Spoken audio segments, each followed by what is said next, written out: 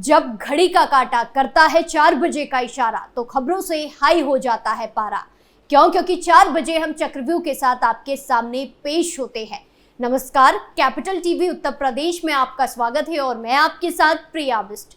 आज चक्रव्यूह में बात होगी केजरीवाल को लगे तगड़े झटके की, बात होगी चंद्रशेखर आजाद के फैसले की, साथ ही बात ट्रेन पलटने की साजिश की और आखिर में बात एक धर्मांतरण गैंग की। तो चलिए शो शुरू करते हैं। पहली खबर केजरीवाल को लगे तगड़े झटके की, जहां दिल्ली के परिवहन मंत्री कैलाश गहलोत ने अपने पद से इस्तीफा दे दिया है, जिसके बाद हर कोई हैरान है।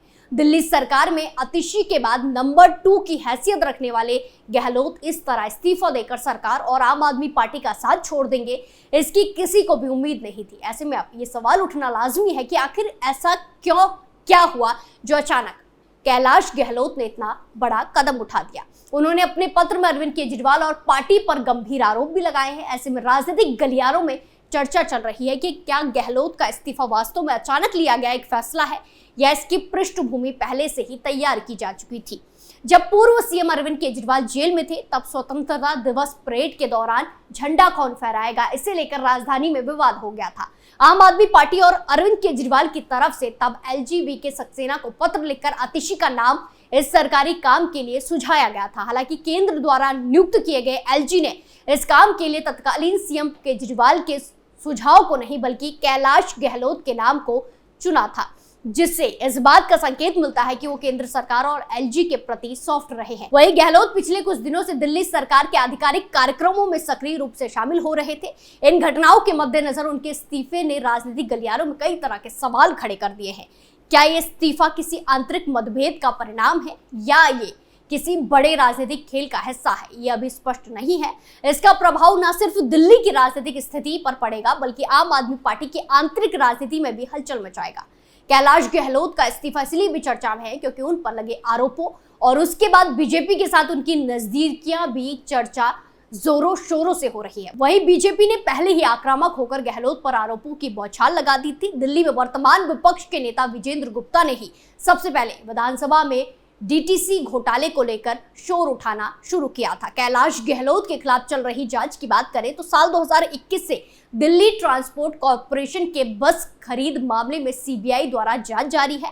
इस मामले की शुरुआत 2020 में हुई थी, जब दिल्ली सरकार ने 1000 बसों की खरीद के लिए टेंडर जारी किया था। विपक्ष ने आरोप लगाया था कि बसों के रखरखाव के नाम पर 4500 करोड़ रुपए खर्च किए जा रहे हैं, जिसे बड़े घोटाले के रूप में देखा गया। इसी के परिणाम स्वरूप तत्कालीन उपराज्यपाल अनिल बैजल ने 3 सदस्यीय हाई पावर कमेटी के गठन का निर्णय लिया और बस टेंडर को रोक दिया। इसके अलावा कैलाश गहलोत दिल्ली के शराब घोटाले में भी शामिल रहे हैं। दिल्ली की लिकर पॉलिसी बनाने में उन्होंने मनीष सिसोदिया, सत्येंद्र जैन के साथ मिलकर काम किया। इस संबंध में उनसे मार्च 2024 में पूछताछ भी की गई थी। खबरों में आगे बढ़ते हैं, जहां उत्तर प्रदेश में विधानसभा की 9 सीटों पर उपचुनाव के लिए मतदान से 3 दिन पहले नगीना सांसद और आजाद समाज पार्टी काशीराम के नेता चंद्रशेखर आजाद ने बड़ा फैसला किया है। वो रामपुर पहुंचकर समाजवादी पार्टी के नेता आजम खां के परिवार से मुलाकात करेंगे। ये मुलाकात ऐसे वक्त में हो रही है जब राज्य में उपचुनाव होने हैं। जानकारी के मुताबिक सांसद चंद्रशेखर आजाद आजम खां की पत्नी तंजीम फातिमा से मुलाकात करेंगे, मिलने जाएंगे। उपचुनाव के बीच इस मुलाकात के सियासी मायने निकाले जा रहे हैं। वहीं आपको बता दें कि इससे पहले आजम परिवार से सपा प्रमुख अखिलेश यादव भी मुलाकात कर चुके हैं। चंद्रशेखर आजाद का आजम खां के परिवार घर जाना नए सियासी समीकरण की तरफ इशारा कर रहा है। अब सवाल उठ रहे हैं कि आखिर चंद्रशेखर आजाद का प्लान है क्या। दरअसल कुंद्रकी विधानसभा में चंद्रशेखर आजाद की जनसभा की परमिशन नहीं दी गई। आखिर वक्त तक परमिशन लटकाए रखी गई। चंद्रशेखर आजाद को कुंद्रकी के बीरपुर में जनसभा करने जाना था। चंद्रशेखर आजाद ने कहा कि मुख्यमंत्री योगी हमारी ताकत से घबराए हुए हैं, सियासत के मैदान में मुकाबला करने से डर गए हैं। उनके इशारे पर हमारी जनसभा की परमिशन अधिकारियों ने कैंसिल की है, अधिकारियों ने नहीं दी है।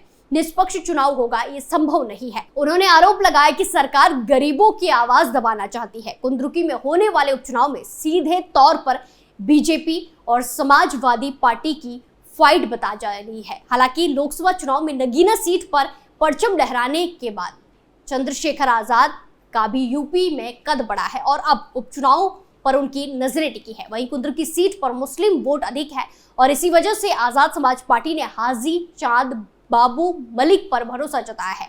अब देखना होगा कि चंद्रशेखर के प्रत्याशी इस सीट पर मुस्लिम वोट बैंक में कितनी सेंध लगा पाएंगे।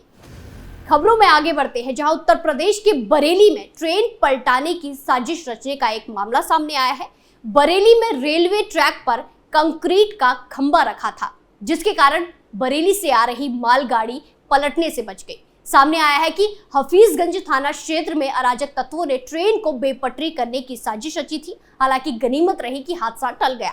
अधिकारी ने बताया कि हफीजगंज थाने में घटना की शिकायत दर्ज कराई गई है। पूर्वोत्तर रेलवे के बरेली इज्जतनगर मंडल के जनसंपर्क अधिकारी राजेंद्र सिंह ने बताया कि एक मालगाड़ी शुक्रवार रात पीलीभीत से बरेली को आ रही थी।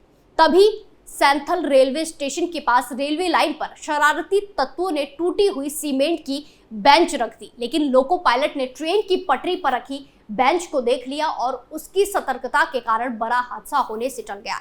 इसके बाद आरोपियों के खिलाफ हफीजगंज थाने में लिखित शिकायत दर्ज कराई गई है और आरोपी की तलाश के लिए पुलिस की टीमें लगा दी गई है। वहीं घटना स्थल पर जब रेलवे स्टाफ पहुंचा तो उन्होंने देखा कि पटरी पर सीमेंटेड बेंच के टुकड़े और लगभग 1.25 मीटर लंबा लोहे का गाटर पड़ा हुआ है। उन्होंने बताया कि ये अवरोधक अगर समय रहते नहीं हटाए गए होते तो गाड़ी पटरी से उतर सकती थी, जिससे जान माल का भारी नुकसान हो सकता था। वहीं पुलिस साजिश के लिए जिम्मेदार लोगों की पहचान कर उन्हें पकड़ने की कोशिश में जुट गई है, जिसके लिए टीमें बनाई गई हैं। आखिरी खबर उत्तर प्रदेश के गाजीपुर से है, जहां धर्मांतरण की हैरान करने वाली एक खबर सामने आई है। गाजीपुर के बरेसर थाना क्षेत्र के शक्कापुर गांव में सैकड़ों लोगों को धर्मांतरण करवाया जा रहा था। मामले की जानकारी होते ही पुलिस मौके पर पहुंची और पुलिस ने देखा कि कुछ लोग धर्म विशेष की किताब और प्रचार सामग्री के माध्यम से लोगों का धर्मांतरण करवा रहे हैं।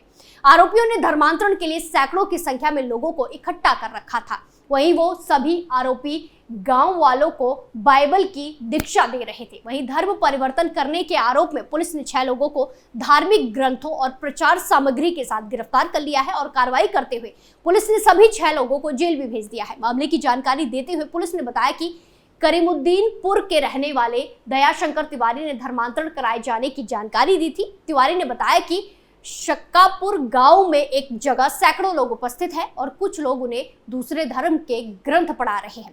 सैकड़ों की संख्या में जुटे लोग उन लोगों की बातों को मानते हुए उनके कहे अनुसार सारे काम कर रहे हैं, जो कहीं ना कहीं धर्म परिवर्तन का मामला लग रहा है। जिसकी जानकारी पर पुलिस जब बताए गए स्थान पर पहुंची तब वहां बड़ी संख्या में लोग उपस्थित मिले और सभी बाइबल का अध्ययन कर रहे थे। वहीं कुछ लोग धर्म परिवर्तन की दीक्षा भी ले रहे थे।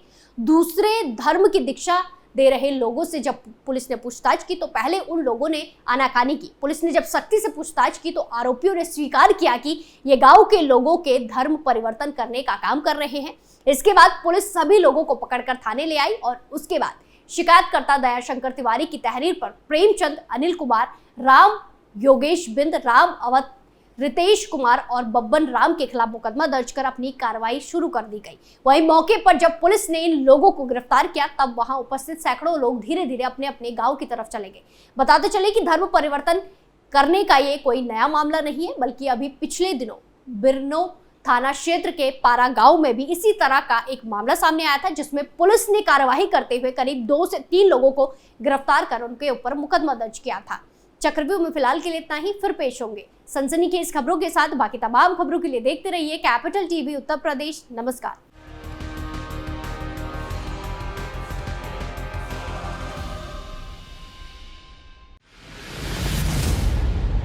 मैं राजनीति करता नहीं, पर राजनीति को बहुत गहरे तक समझता हूं। मैं लोगों के बीच रहता हूं, लोगों के मन को अच्छे से जानता हूं।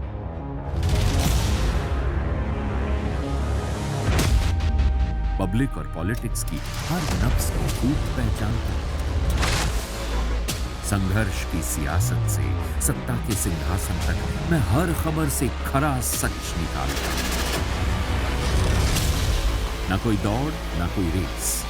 Capital TV Uttar Pradesh.